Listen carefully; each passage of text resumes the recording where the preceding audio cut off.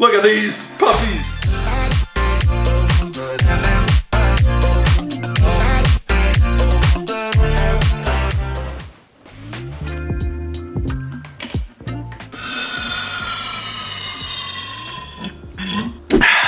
What's going on, everybody? Hope you're having a fantastic day. In today's video, I want to tell you guys how to actually build muscle if you're a calisthenics athlete. If you guys didn't already know, I've been training calisthenics for over 4 years now. So I want to show you guys how I pretty much went from like a skinny little twig to a less skinny little twig with 20 pounds of additional muscle, which is, I would say, pretty good. And then tip number one is going to be what you saw me do earlier today, which is weighing yourself every single day. So if you want to be actively building muscle, it's a very slow and gradual process. So you want to be weighing yourself every single day so you can be actively keep that in mind, and you should be slowly seeing your weight go up. And if you only weigh yourself like once a week, it's hard to really tell if you're actually making any progress because your weight can fluctuate week by week, day by day. So weighing yourself every single day, you can see the outliers and you can slowly see it go up. So yeah, that's tip number one. Oh yeah! What do you gotta say? Well said, well said. Kind of racist though, kind of racist. Ah, it feels good to see Coda again, and it feels good to be back. However, we are going to make some breakfast now, so cue the breakfast montage.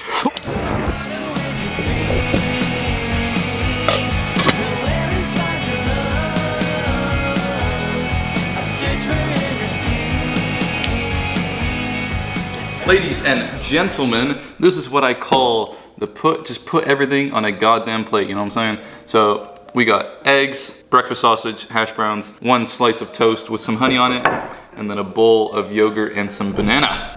Absolutely delicious. But that leads me straight into the second tip, which is gonna be very important for a lot of calisthenics athletes that need to hear this. And that is, you don't want to be afraid of eating more food. So too many calisthenic friends that I know on social media and in real life, they're afraid to, you know, eat food because they think if they just gain like 1 or 2 more pounds, that all their skills are gonna like go out the window. Which I think having that mindset actually does affect it. So if you think that gaining 1 or 2 pounds is going to hurt your handstand, hurt your planche, hurt your front lever, then it's going to affect you, and you're going to be subconsciously gonna be like, oh, I gained some weight, so this planche is not gonna be as good. So first off, change that mindset, because you know, food is fuel. So if you want to build muscle, you're gonna have to eat a little bit more food than you usually are. And later in this video, I'm going to break down. I'm gonna whip out my whiteboard. I'm gonna break it all down for you guys on how you can actually build muscle with calisthenics. It's gonna be some secret knowledge that you probably never heard of. So let me finish this tiny little sausage. Actually, it's pretty big.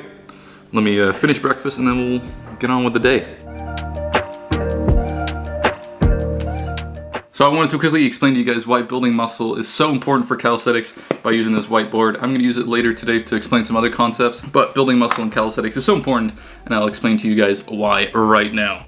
We got your bucket, okay? You guys can see that? Absolutely Picasso over here. Your bucket represents the amount of muscle you have on your body, and then you fill that muscle up with strength, which is the water in the bucket, okay? So as you can see, you can fill up your bucket with strength. Then, let's say you spend the next 3 to 4 months right now, and you only work on your pull-ups, your push-ups, your handstand push-ups, your rows, your squats, and you progressively overload, so you make those harder over time. Then what happens is, look at that, your bucket is now gotten bigger. You have a bigger bucket, which means you have more muscle, you have more capacity for strength. You spent 3 to 4 months to get a bigger bucket, and then once you're done that, you spend 3 months training solely on like strength, which, you know, let's say you do your skill training and you work at a high intensity, like your planche, your front lever, stuff like that. Now that you have more muscle, you can now fill that bucket up with more strength.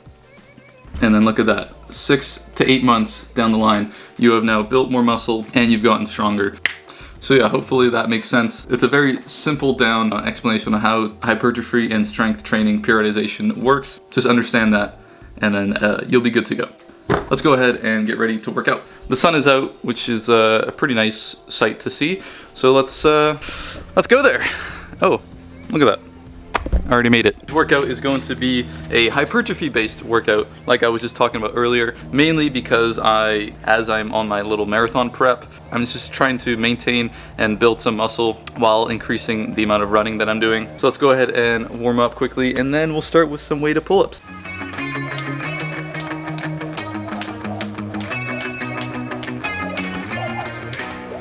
Warm up is complete. We're only gonna do 35-pound weighted pull-ups, 3 sets of 10.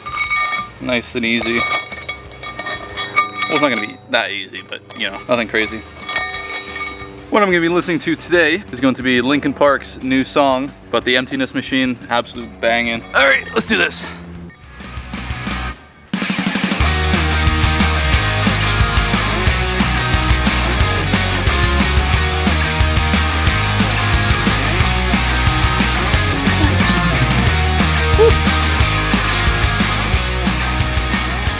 We are now inside where the rest of the workout is going to be commencing.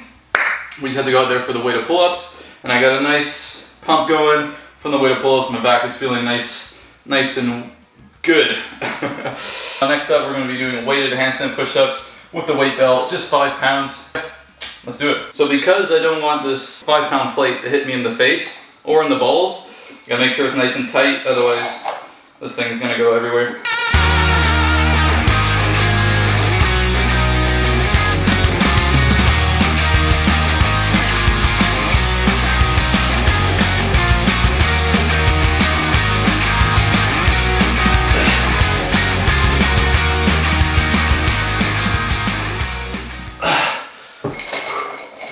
Little drop set, take off the weight, see if I can do a couple more, just the body weight.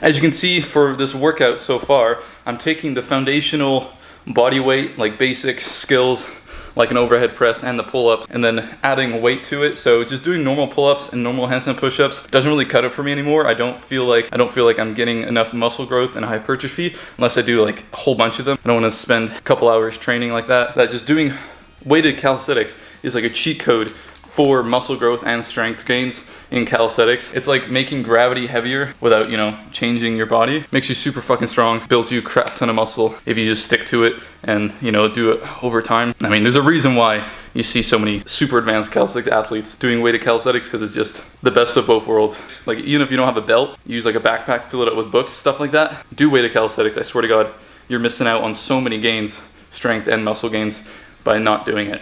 It's a cheat code. It literally is. So we're going to be doing some bench press now, because I feel like my chest absolutely sucks. I want to get better at bench pressing. If you don't think this is calisthenics, just flip the screen and I'll be doing push-ups. So yeah, suck on that, haters.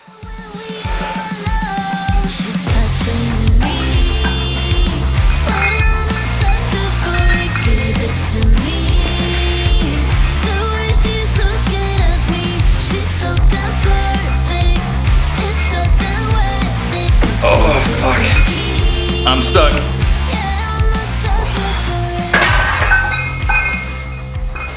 Woo! Look at these puppies. All right, we got one exercise left. I'm feeling absolutely amazing. New program that I'm on, I feel absolutely amazing about.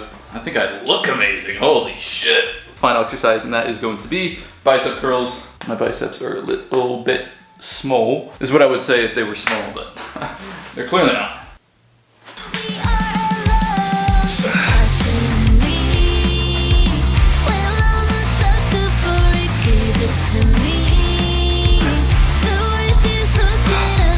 Super set with hammer curls.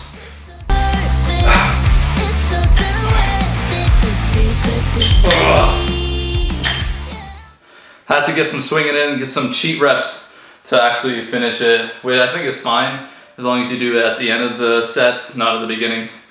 Look at this absolute magnificent pump.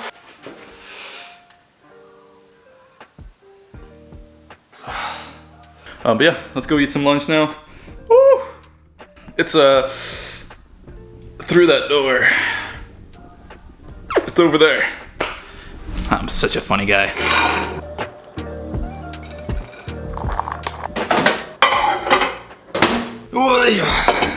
Lunch has been served. Rice, beans, and chicken. Cheers.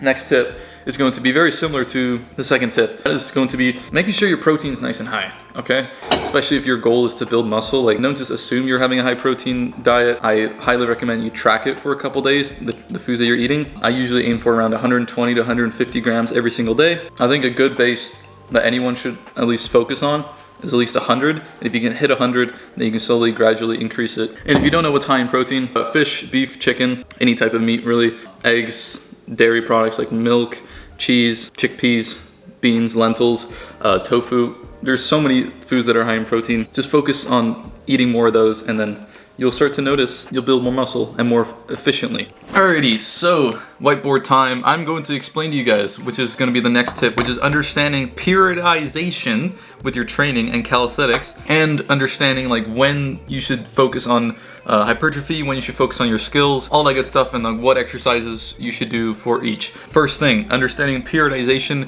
Periodization is just a fancy way of saying like blocks of training. Let's get to work. I'm just gonna do 3 blocks here. Each block's gonna be like 4 months, so this is gonna contain a whole year. So the first block is going to be hypertrophy. Don't feel like you need to read it, but yeah. So with this hypertrophy training, this is all about building as much muscle as possible. So this is gonna be like the foundation. So pull-ups, push-ups, dips, handstand push-ups, rows, and squats. Doing these exercises, if you can't do them weighted, just do body weight, increase the reps. As you get stronger, add some weight to it, and then add more and more weight over time. Do that for 4 months. You're gonna get super strong. You're gonna build quite a lot of muscle. If you're a newbie, it's gonna be a little faster. If you're experienced, it's gonna be a little bit slower. But yeah, focus on those foundational movements. Then once you've been doing that for 4 months, you can move over to the strength. So this is gonna be more skill-based work. This is where you can start to focus on more of your skills. If you wanna unlock planche, this is the perfect time to do it. If you wanna do front lever, this is the perfect time to do it. You can do those at the same time. Handstand flag, human flag, any skill that you wanna do, I would recommend doing it after you've built a solid foundation of strength.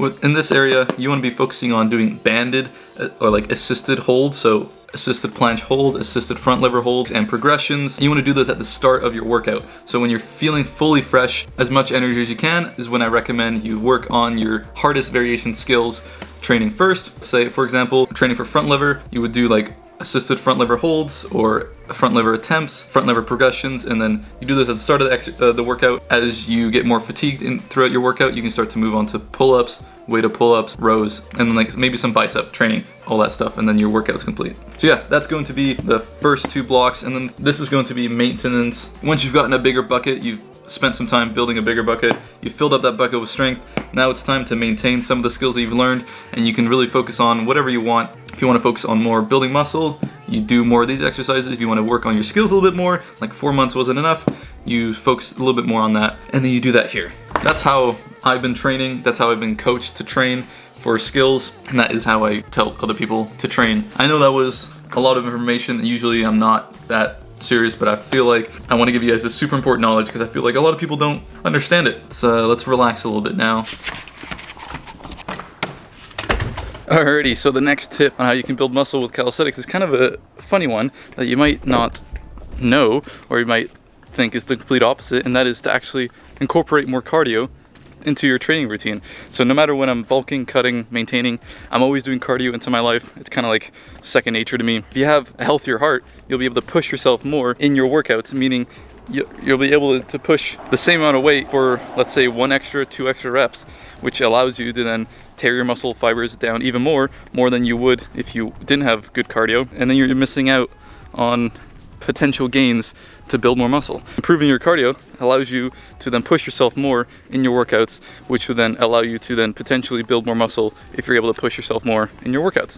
Boys, I almost forgot to do a backflip in today's video. You know I can't go a single video without showing off my sick flips.